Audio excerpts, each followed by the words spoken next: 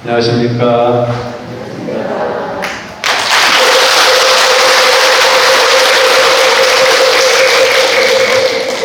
이 동네는 좀 웃기는 동네예요. 생전 법회에 생일 축하 법회하는 건 처음 봤어요.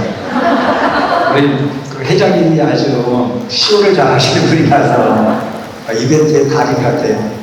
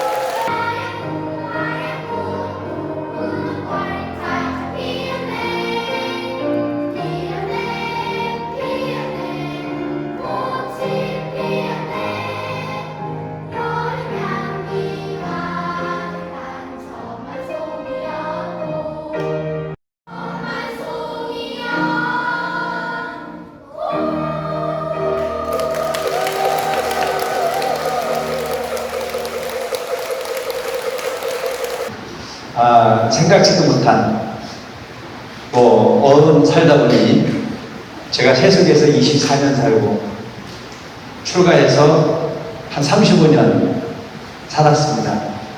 부모님 슬하에서 살았던 것보다 훨씬 부처님 품에 살았던 것이 긴 세월이었습니다. 큰 부분에 어떤 그 실적도 없이 그냥 시간만 보낸 거 아닌가 싶은 생각도 합니다.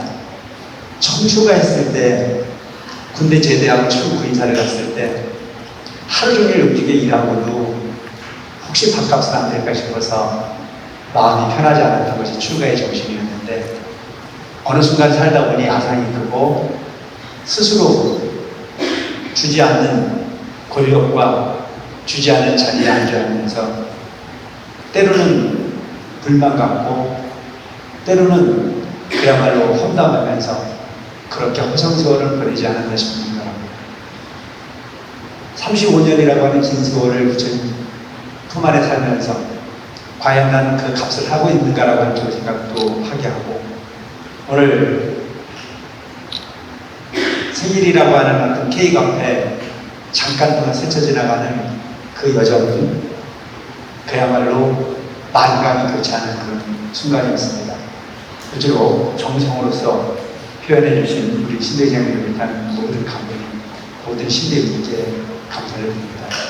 특히 오늘 제가 들었던 공연, 수많은 공연, 1억 2천만 원짜리 공연도 내가 봤는데 그 1억 2천만 원짜리 공연보다 훨씬 감동스러운 합창단의 노래에 감동을 합니다. 그리고 우리 꽃보다 아름다운 우리 어린 문자들이 노래소리가 제 가슴을 파고듭니다. 이런 부분이 있어서 세상은 살만한 세상이 아닌가 싶은 생각합니다. 먼저로 깊은 감사를 드리고, 지금까지 삶을 되돌아보라고 하는 여러분들의 그런 충고라고 생각하고, 앞으로 남은 인생이 얼마나 될지 모르겠지만 오늘 이 순간을 떠올리면서 더욱더 견고하게, 더욱더 성실하게 살아야 되겠다라고 하는 말씀으로 인사를 가름하고자 합니다. 다시 한번 감사를 드립니다. 고맙습니다.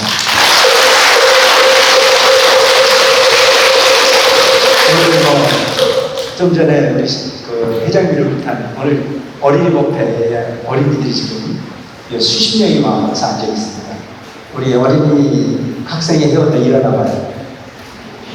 자리에 잠깐 일어나봐요. 그냥 그 자리에 일어나면 돼요. 일어나봐요.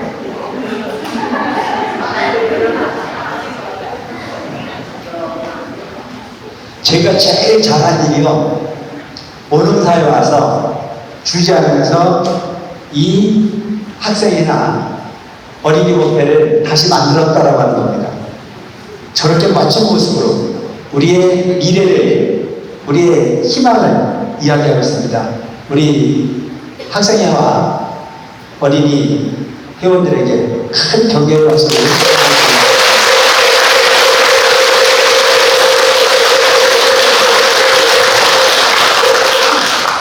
이제 앉아도 돼요.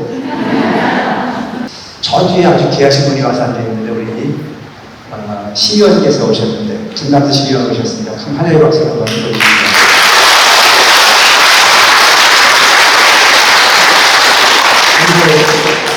김남도 시의원이 이 지역 그 봉사활동도 많이 하고 있는데 제일 기분 좋았던 것이 먼저 우리 이 지역의 시의원, 도의원 당선자들이 함께 모여서 법회를 보고 난 이후에 아주 기분 좋은 한 행위를 하고 가더라고요. 오늘 이 순간부터 원흥사의 신도가 되겠다. 그 오늘 내비로 이렇게 신도로 하자고 했습니다. 멋있죠?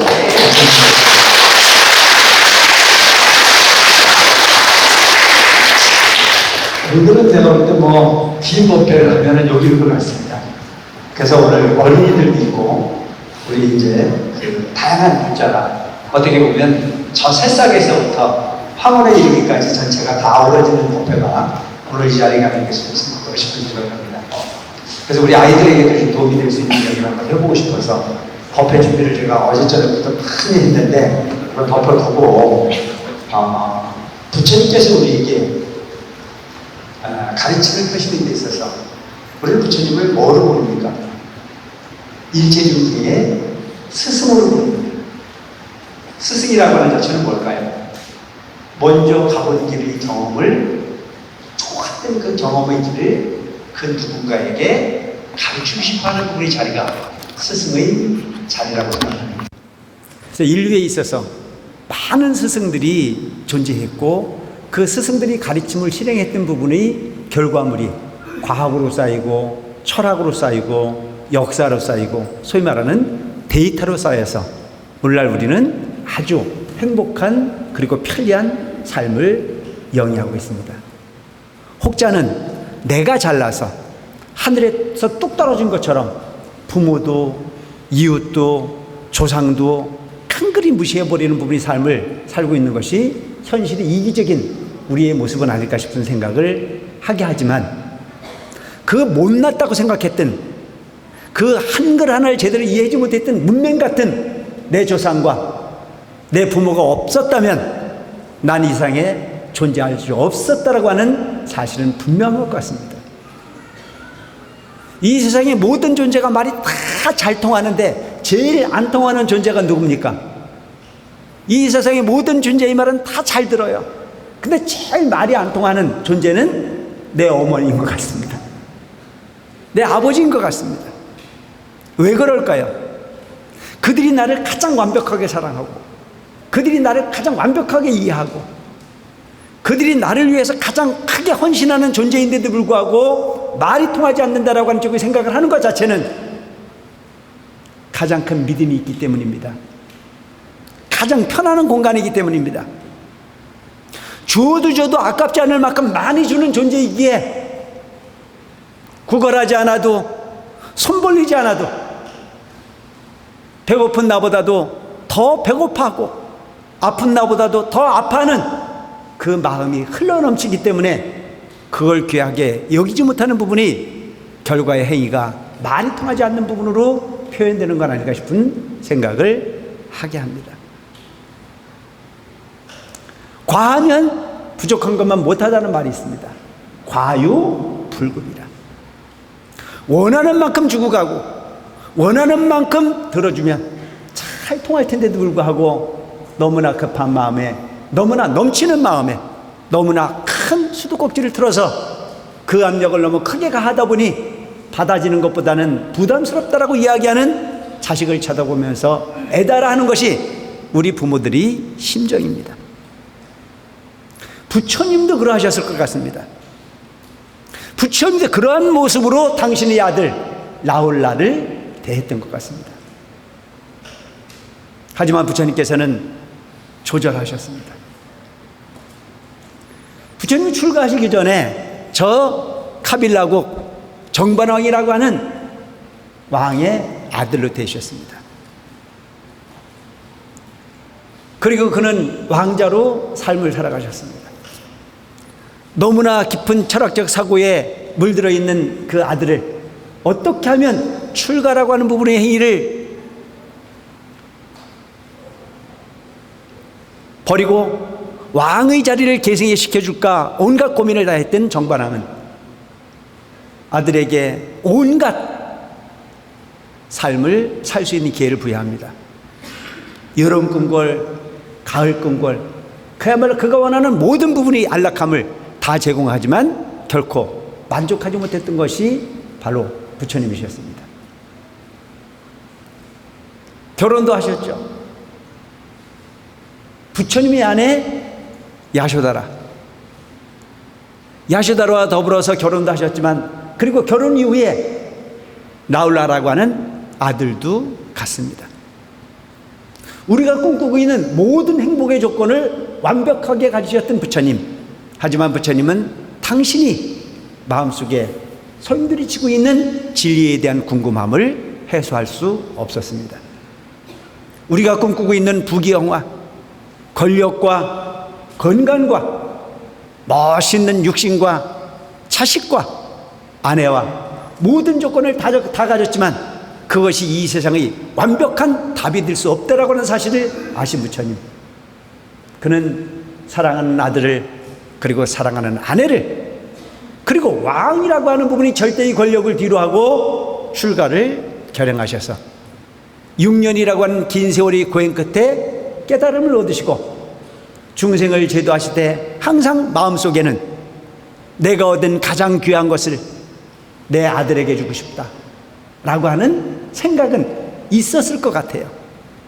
물어보진 않았어요.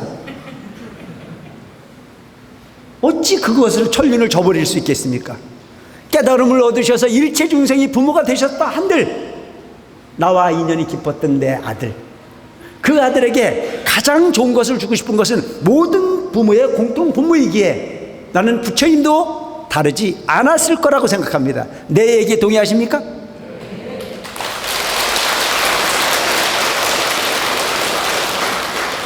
그래서 부처님은 당신의 고향 카빌레 성을 향해서 귀향을 하시기를 결심합니다. 내가 그 고향을 한번 가보겠다. 그래서 부처님께서 많은 제자들과 더불어 고향 동네를 가십니다. 그때 부처님이 아내 야쇼다라는 얼마나 기뻤겠습니까? 이제 당신을 멀리하고 수년의 시간을 고행으로 일관하셨던 부처님, 당신의 남편이 돌아온다고 했을 때 그 야쇼다라는 큰 꿈에 부풀어 있었을 겁니다. 출가를 했던 내 남편이 무엇이 됐는지 그는 알지 못합니다. 그냥 오직 내 남편일 뿐 그가 고향으로 다시 돌아온다라고 하는 생각 하나에 기뻤을 겁니다. 그래서 꿈을 꿨겠죠.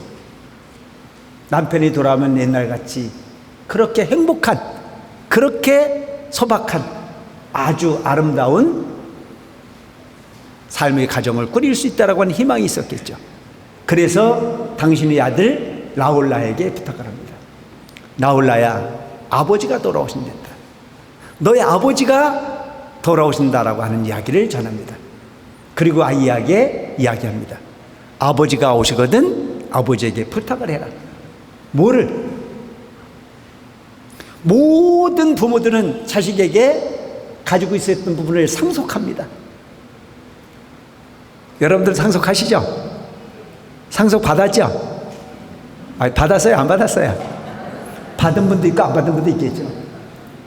근데 그 상속이라고 하는 부분은 육신도 상속을 하고 정신도 상속을 하고 심지어는 물질도 상속을 하는 것이 일반적입니다. 가난해서 못 주는 건 어쩔 수 없지만 많은 재산을 읽어놓은 사람들이 이건 내가 사회를 통해서 얻은 부분이 재산이기에 사회를 위해서 환원하고 가는 사람들도 분명히 있긴 하지만 거의 대부분이 사람들은 내 자식이 이 재산을 이어받아서 나로 인한 에너지로 그가 편하게 살기를 바라는 마음으로 주고 싶어하는, 특히 농경사회 속에서는 상속이라고 하는 부분이 엄청난 문화 중에 하나였습니다. 땅을 주물인해서 그 땅을 일궈서 또 다른 자식들의 생계가 편안해지길 바라는 마음이 있었던 것은 일반적인 부분일 수 있습니다.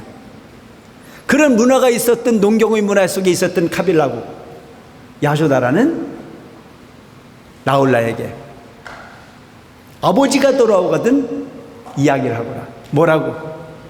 상속을 달라고 해라. 부처님이 귀향을 했을 때 부처님 앞에 부처님 아들 라울라가 엎드려 절을 합니다. 그리고 당돌하게 어머니에게 교육받은 것을 실행합니다. 아버지, 저한테 상속을 주세요. 부처님은 권력도 버렸고 가족도 버렸고 모든 환경을 다 버렸고 오직 수행을 통해서 가지고 있었던 부분은 남루한 가사와 바루였습니다. 근데 부처님은 기뻤습니다. 왜? 나에게 상속을 달라고 하는 아들 라울라. 그래서 부처님이 기쁜 마음에 그래 라울라야, 내가 너한테 상속을 주마. 그래서 상속을 준 게 뭐냐면 머리를 깎여서 중을 만들었습니다. 여러분, 가장 완벽한 상속 아니겠습니까? 부처님이 줄 수 있는 가장 완벽한 사랑, 부처님이 줄 수 있는 가장 완벽한 상속, 그것은 진리였습니다.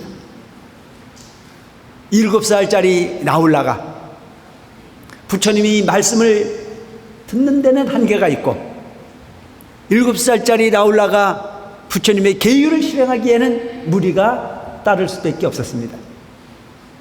당신의 아들 라울라를 당신의 제자로 받아들이기는 예의가 아닌 것 같아서 당신이 가장 수승한 제자 사리불의 제자로 출가를 시킵니다. 출가를 한 라울라는 7살짜리 어린아이다 보니까 제대로 된 계율과 제대로 된 스님의 품행을 실행하기가 어려웠습니다. 아주 장난기가 심한 라울라, 모든 스님들에게 골탕을 먹이기 시작을 했습니다. 먼 곳에서 바라봤던 부처님, 내 아들 라울라를 어떻게 교육할꼬 하는, 그래서 라울라는 어느 날 그런 장난꾸러기 환경 속에 살고 있는 모습에 부처님께서 그를 아시고 라울라를 부릅니다. 이게 부처님의 교육이니까 한번 들어보시기 바랍니다. 부처님은 라울라를 불러서 라울라에게 심부름을 시킵니다. 라울라여, 내게 발을 씻을 수 있는 물을 떠달라고 합니다. 오늘날 우리 많은 사람들은 우리 아이들에게 어떤 부분이 기회도 부여하지 않는 것이 잘된 교육이라고 생각하는 사람이 많습니다. 부모는 아이가 실행할 수 있는 부분의 능력을 평가하고 그 능력에 따른 의무를 부여하거나 심부름을 시키는 것 자체가 그 아이 스스로가 행복을 얻을 수 있는 방법이 될 수 있음을 간과하지 말아야 될 내용 중에 하나입니다. 물을 떠올 수 있는 능력이 되는 아이에게 물을 떠달라고 부탁하고 그 물을 마시고 그 아이에게 칭찬할 수 있는 부분이 바로 교육입니다. 나는 안 나봤는데도 잘 알죠? 그래서 서울 가본 사람하고 안 가본 사람하고 싸우면 누가 이긴다 그랬어요? 내가 더 잘 알아요. 그러니까 이 세상은 반드시 행위에 대한 결과로 나타난 부분이 칭송은 또 다른 용기를 만들어내는 발로가 아닙니다. 부처님은 그걸 이용하셨습니다. 그래서 그 7살 빠기 라울라에게 발을 씻을 수 있는 물을 떠다 달라고 하고 그 물을 떠가지고는 라울라에게 고맙다고 합니다. 고맙다 라울라야. 그리고 그 물에 발을 씻습니다. 그러고 난 이후에 라울라에게 질문을 합니다. 라울라야, 너는 그 물을 먹을 수 있겠느냐? 라울라가 대답합니다.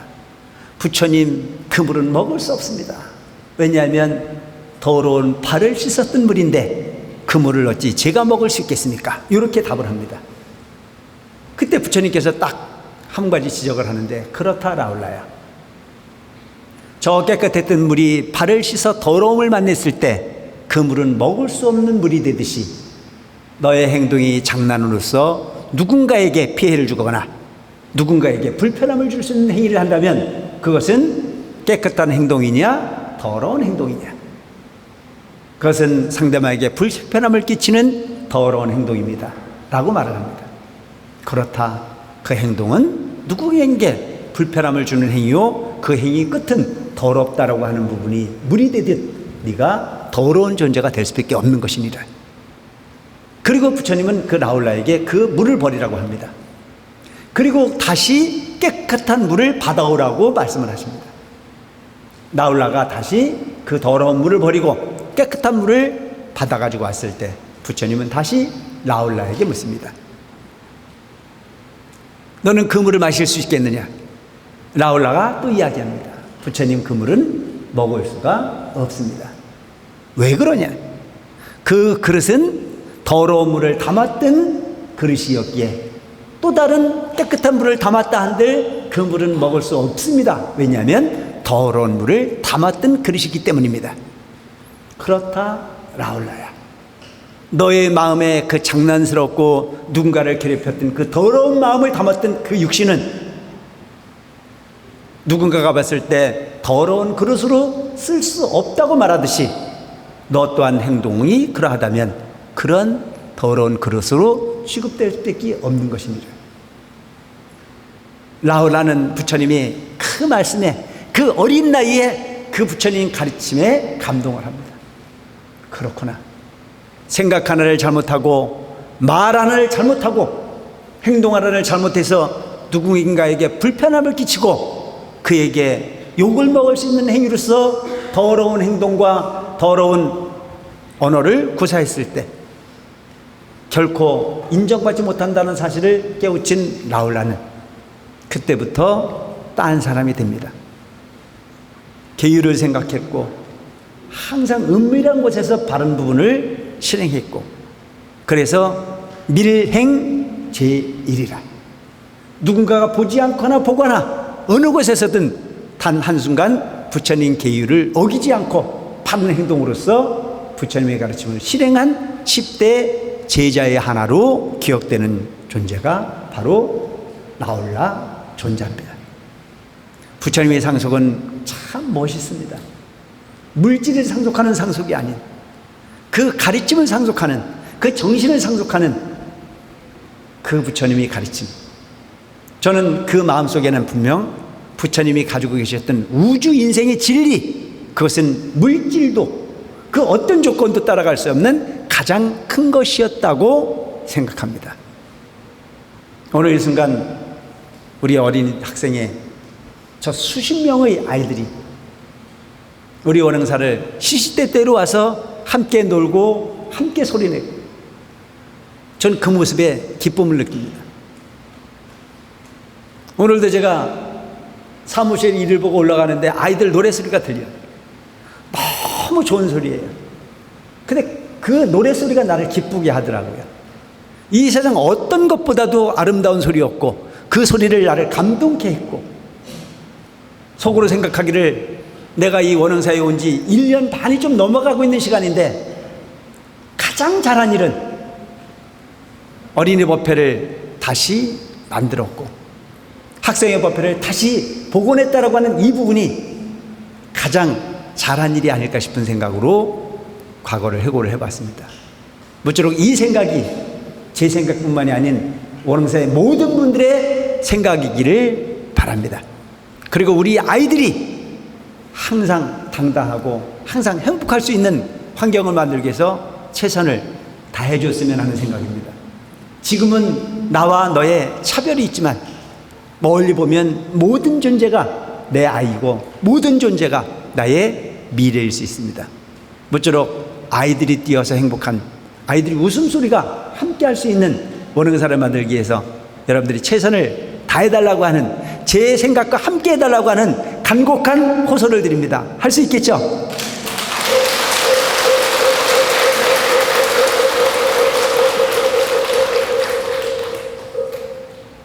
오늘 오후에 우리 아이들이 이제 그 전국 합창 경연대회를 하는데 요즘 이제 코로나 때문에 전국 아이들이 과거에는 금강대학교에 모여가지고 이 행사를 했었습니다.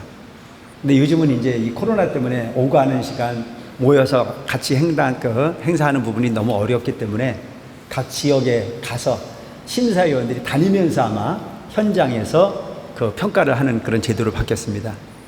작년에 우리 그 어린이 학생의 부분이 출발을 했는데 작년에 상금을 받아온 게 350만 원을 받아왔어요.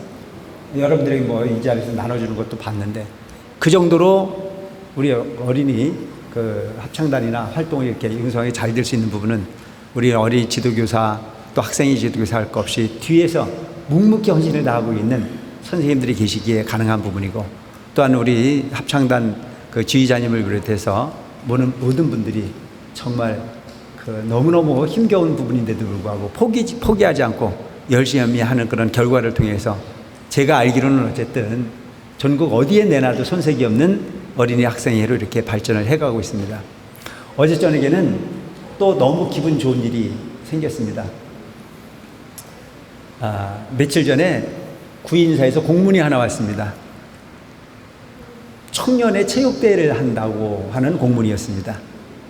그래서 우리 간부님들이 모여서 회의를 하건대 옛날에 청년회가 우리는 참 잘 됐었는데 근래에는 청년회가 없으니 이 행사를 하기가 참 어렵다 이런 부분이 결론을 냈습니다. 그래서 청년회를 갑자기 만들 수도 없으니 그만두자라고 하는 결론을 냈는데 갑자기 저 바깥에서 소리가 들려옵니다. 없으면 만들어서 하면 되지. 옛날부터 했던 부분을 안 한다는 건 말도 안 된다. 특히 원흥사가 그래도 경남 도청 소재지에 위치하고 있는 어떻게 보면 수사찰 같은 부분의 역할을 하고 있는데 종단에서 하는 청년회 행사를 가지 않는 것 자체는 그것은 직무유기다. 이게 주지체면이 말이 아닌 거다. 오히려 나한테 와가지고 그런 얘기를 하는데 참 부끄럽더라고요. 다시 한번 어떤 경우를 통해서도 만들었어야 되는데 하는 생각을 했습니다. 해보자. 우리 다시 한번 해보자. 없는 부분이라면 우리 만들어도 보자 라고 하는 생각을 가지고 청년회를 발족해 보라고 이야기를 했습니다. 어제 저녁에 기적이 일어났습니다. 우리 학생의 어린이 학부모들이 중심이 돼가지고 17명이 모여왔습니다.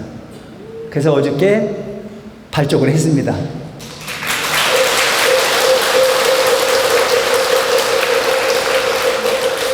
우리 그 자리에서 우리 신대장님께서 또 참석을 하셔가지고 좋은 말씀도 하시고 하시면서 너무 기분 좋다.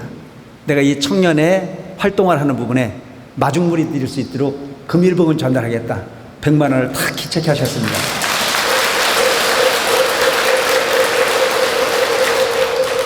그러니까 이 집안이 되는 집안이에요? 안 되는 집안이에요? 안 될래 안 될 수가 없는 흐름으로 우리는 가고 있습니다. 여러분, 제가 이 말씀을 이 자리에서 드리는 이유는 뭐냐면 어제 저녁에 5시에 발족했습니다. 조금 젊다고 생각하시는 분들 함께 할 수 있는 기회를 만든다면 우리는 청년회가 17명으로 출발하지만 20명, 30명, 100명 가는 부분은 결코 어렵지 않은 일이라고 생각합니다. 왜냐? 우리 회장님이 계시고 우리 열정이 높이는 신대님들이 계시기 때문에 가능하다고 생각합니다. 무쪼록 남의 일이라고 생각하지 말고 어린이협회를 쳐다보고 또 내 아이라고 생각하고 학생위원들이 움직이는 부분도 쳐다보고 우리 아이라고 하는 생각을 가지고 관심이 기울여주시고 청년회가 활동을 한다면 그들 또한 우리 가족이라고 하는 쪽의 생각을 가지셔서 모두가 다 원흥사의 주인으로 부처님 가르침을 실행하는 불자로 함께 마음을 몬다면 그것만으로 우리는 충분히 행복을 함께 할 수 있고 또한 정토를 꿈을 통해서 만나는 것이 아닌 현실을 통해서 함께 할 수 있을 거라는 생각을 합니다. 무조건 함께 하신 모든 분들께 신심으로써 관심을 기울여 달라고 하는 부탁의 말씀을 드리고 오늘 함께 하신 모든 분들께 부처님 가피가 충만하시길 기원하면서 두서없는 법문에 가름합니다. 고맙습니다.